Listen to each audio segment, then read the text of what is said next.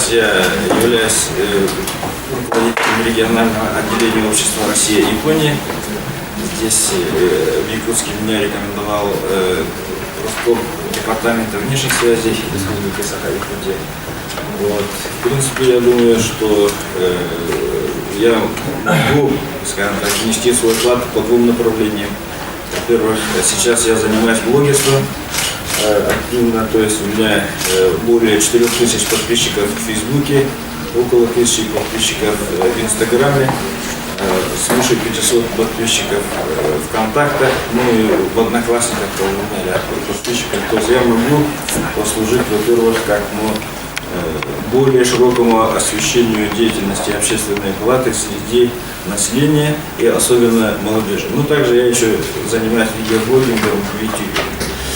Вот. И второе, все-таки как человек, который многие годы отработал во внешних связях Республики Саха-Якутия, я мог бы, скажем так, определенные влияния в, скажем так, установлении связей общественности с общественной организацией.